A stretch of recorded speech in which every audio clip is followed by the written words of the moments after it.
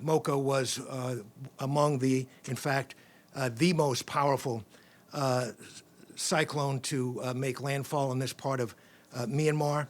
And what we're seeing right now is misery on top of misery.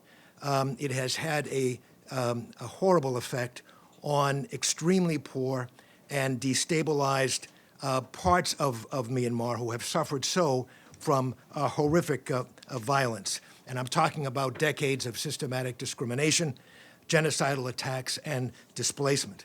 Has any humanitarian access been? This village attack, we know, killed at least 160 people. According to the National Unity Government, nearly 40 of those who were killed were children. Only 59 people's remains were identifiable, with one rescue worker stating that victims' remains, and I quote, had to be picked up part by part and buried. This is yet another example of the junta's brutality and the probable crimes against humanity and war crimes being inflicted on the people of Myanmar.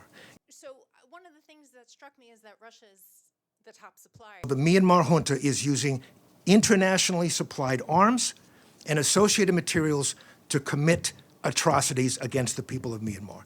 The Russian Federation supplied the Yak-130 aircraft and the Mi-35 helicopters and the ammunition that were provided, that were involved in this attack. These weapons and materials were provided directly to the Directorate of Defense Industries. To you and Russia, and you also went into great detail about what Singapore said. Since this military coup occurred, led by Senior General Min Aung Hlaing, and that's 2 years ago, a little over 2 years ago, at least 3,500 civilians have been killed. At least 22,000 political prisoners have been detained.